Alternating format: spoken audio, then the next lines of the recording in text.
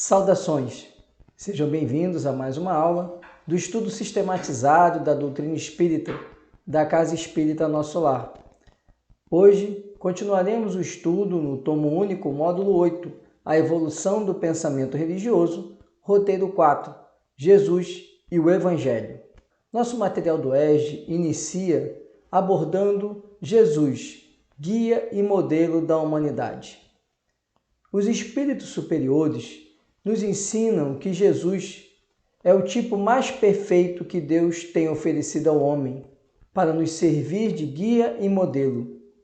Significa dizer que Jesus constitui o tipo da perfeição moral a que a humanidade pode aspirar na Terra. Deus nos oferece como o mais perfeito modelo e a doutrina que ensinou é a expressão mais pura da lei do Senhor, porque sendo ele o mais puro de quantos têm aparecido na terra, o Espírito Divino o animava. Esse trecho, inclusive, está no Evangelho segundo o Espiritismo e nos apresenta a importância de Jesus para a humanidade. Primeiro, precisamos entender que Jesus não veio fundar nenhuma religião. Ele veio nos ensinar a lei de amor, justiça e caridade. E dentro desse ensino dele, percebendo todo o comportamento dele, todo o legado dele, se tem, e isso está na questão 625 do Livro dos Espíritos, que ele é o modelo e guia da humanidade. E precisamos então abordar o que vem a ser um guia. O guia é aquela pessoa que orienta um caminho, orienta uma jornada. E o modelo é aquele que nós temos como referência. Então Jesus, ele não só ele é uma referência para todos como modelo, mas também ele veio ser aquele que nos conduz pelo caminho. Qual caminho? O caminho da evolução espiritual, o caminho do nosso avanço como espíritos eternos que somos. Então, por isso que nós precisamos entender que Jesus, ele transcende qualquer aspecto religioso, porque ele vem ser, através das orientações divinas, aquele que orienta e guia toda a humanidade, independente da concepção religiosa, do pensamento religioso que adota. Jesus, cuja perfeição se perde na noite imperscrutável das eras, personificando a sabedoria e o amor, tem orientado todo o desenvolvimento da humanidade terrena, enviando os seus iluminados mensageiros em todos os tempos aos agrupamentos humanos. E, assim como presidiu a formação do orbe, dirigindo como divino inspirador a quantos colaboraram na tarefa da elaboração geológica do planeta e da disseminação da vida em todos os laboratórios da natureza, desde que o homem conquistou a racionalidade, vem-lhe fornecendo a ideia de sua divina origem, o tesouro das concepções de Deus e da imortalidade do espírito, revelando-lhe em cada época aquilo que a sua compreensão pôde abranger. Sabemos que raças e povos ainda existem que o desconhecem, porém não ignoram a lei de amor da sua doutrina. Porque todos os homens receberam, nas mais remotas pragas do orbe, as irradiações do seu Espírito misericordioso, através das palavras inspiradas dos seus mensageiros. Esse trecho já é um trecho da obra de Emmanuel, A Caminho da Luz, que explica a figura de Jesus enquanto governador espiritual da Terra.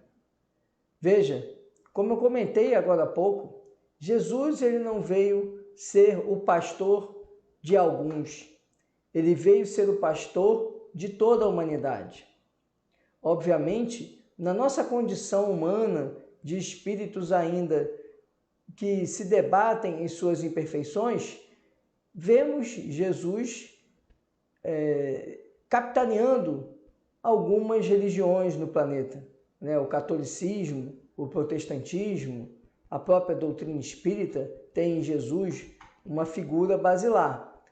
Mas Jesus, ele como governador espiritual da Terra, ele atua desde a origem do planeta para que o planeta estivesse em condições de receber a raça humana. E recebida a raça humana, ele então envia mensageiros, envia espíritos mais avançados e que participam de sua pleiade para a Terra, e esses se tornam o Buda, Confúcio e outros grandes nomes das religiões mais diversas, porque eles vinham trazer a consciência da vida espiritual no limite do que o homem poderia compreender.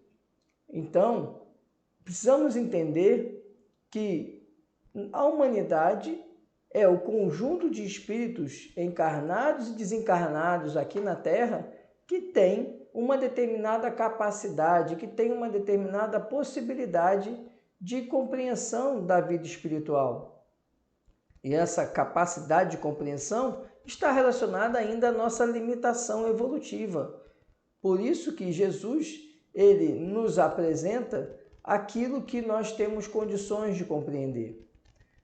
Com a vinda de Jesus para a Terra, em carne e osso, né, para viver uma jornada aqui como um encarnado, embora não tivesse nenhuma necessidade de encarnar, espírito puro que é, ele vem então nos auxiliar, nos ensinar ele próprio o próximo passo, a próxima etapa, que era a lei de amor, justiça e caridade.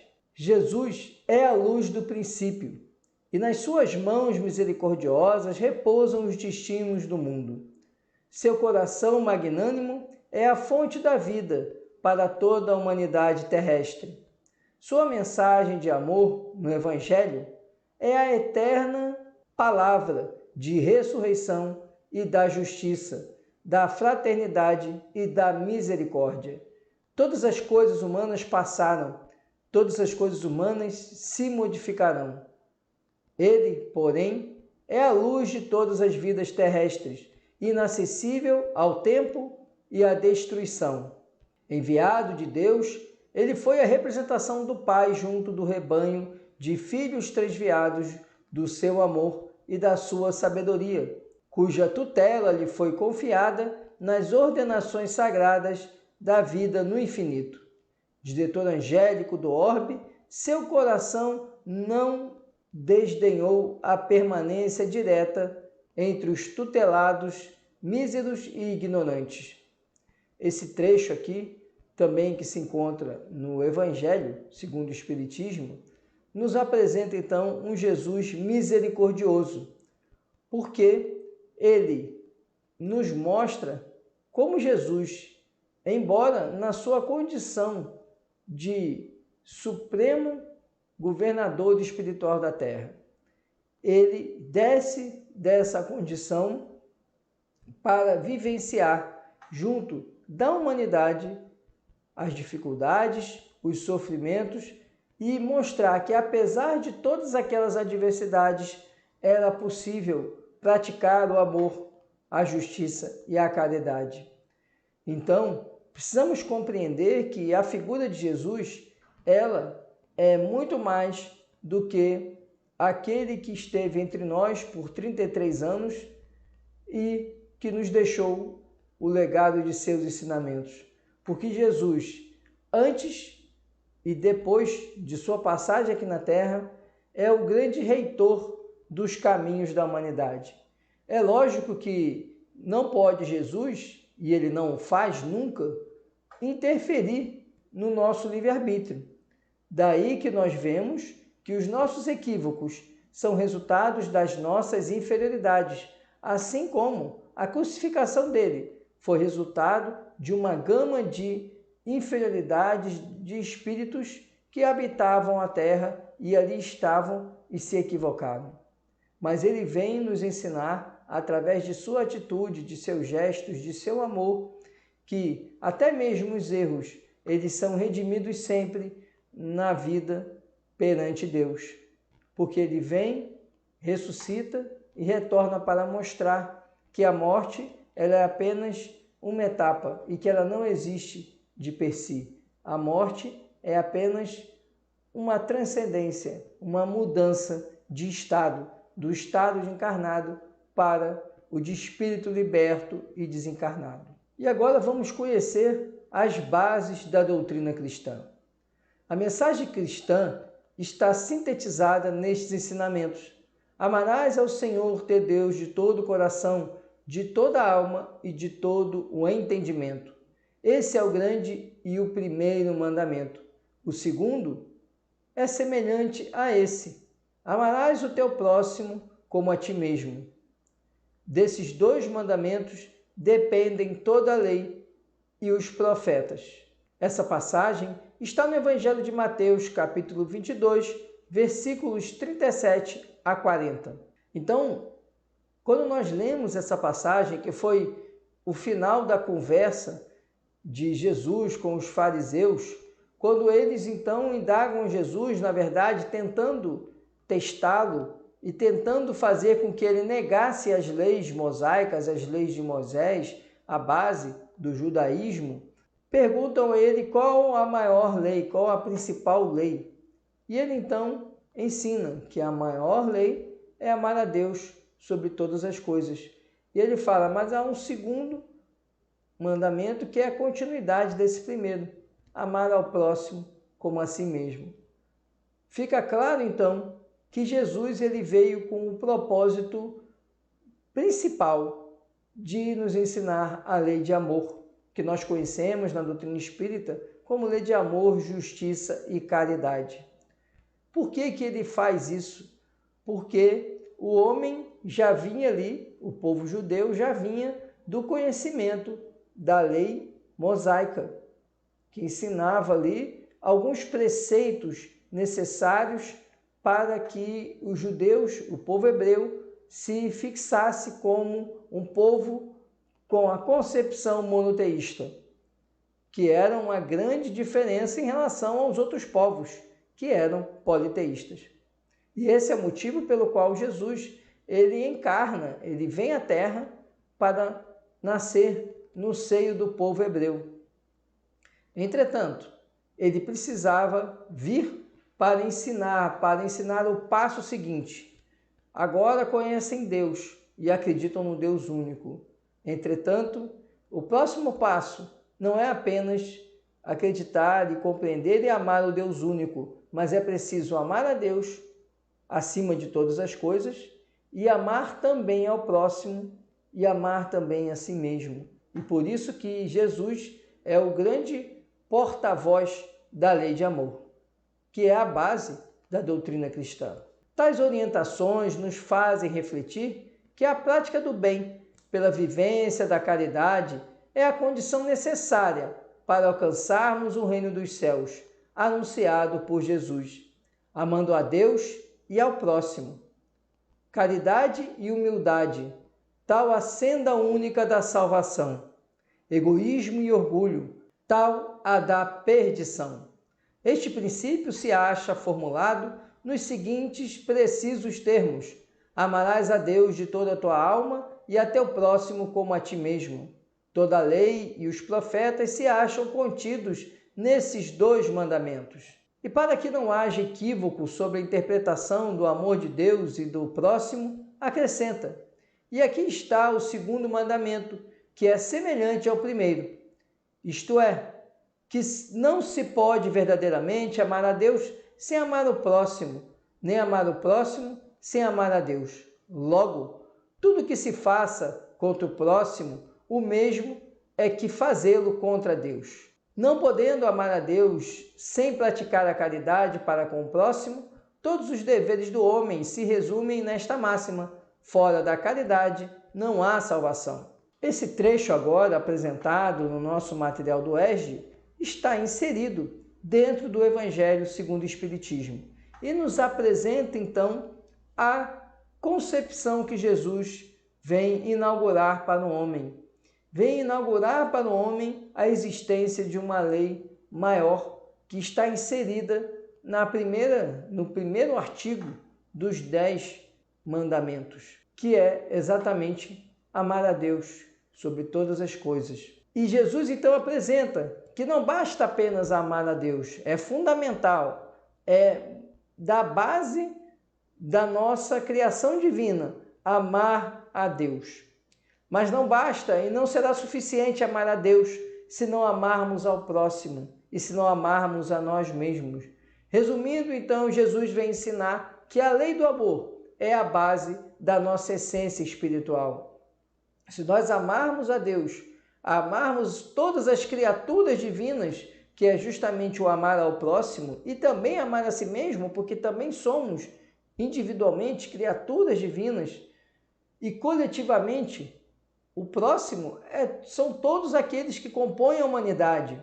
Então, teremos assim o cumprimento da lei de Deus, que é a lei do amor. Então, Jesus, ele nos apresenta de maneira firme e de maneira bastante clara que a essência da criação divina é o amor. E esse amor se baseia no elo de ligação e de força entre todas as criaturas de Deus, que só amando, só praticando o amor é que poderão fazer com que a vontade de Deus seja manifestada. Porque a vontade de Deus, ela se coloca exatamente através do impulso da força contínua do amor e não através do egoísmo e do orgulho, como coloca aí essa mensagem que está no Evangelho segundo o Espiritismo. O egoísmo e o orgulho são exatamente aquilo que nos afasta de Deus, porque o egoísmo está ligado ao ego, está ligado aos nossos interesses preponderando sobre todo e qualquer outro interesse. E quando fazemos isso, quando colocamos o ego à frente, ou seja, o egoísmo, nós estamos afastando a vontade de Deus, porque estamos colocando a nossa vontade em primeiro lugar. E o orgulho, ele é o irmão do egoísmo, porque o egoísmo e o orgulho, eles andam sempre de mãos dadas.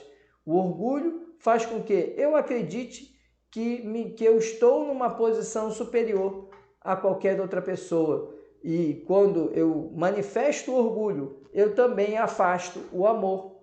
Porque o orgulho e o amor, eles não podem conviver. A tolerância, a humildade é que faz com que o amor ele se manifeste. Partindo das concepções do judaísmo sobre Deus e a justiça divina, Jesus nos transmite então o maior código de moralidade jamais imaginado existir no planeta, ensinando e exemplificando ele mesmo a lei maior em sua plenitude. Dessa forma, Jesus não veio destruir a lei, isto é, a lei de Deus, veio cumpri-la, isto é, desenvolvê-la, dar-lhe o verdadeiro sentido e adaptá-la ao grau de adiantamento dos homens.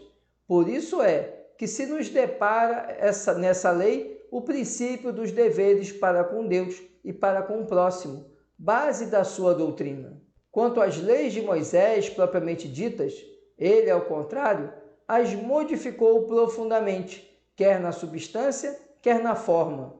Mas o papel de Jesus não foi o de um simples legislador moralista, tendo por exclusiva autoridade a sua palavra. Cabia-lhe dar cumprimento às profecias que lhe anunciaram o advento. A autoridade lhe vinha da natureza excepcional do seu espírito e da sua missão divina. Ele viera ensinar aos homens que a verdadeira vida não é a que transcorre na terra, e sim a que é vivida no reino dos céus. Viera ensinar-lhes o caminho que a esse reino conduz, os meios de eles se reconciliarem com Deus e de pressentirem esses meios na marcha das coisas por vir, para a realização dos destinos humanos.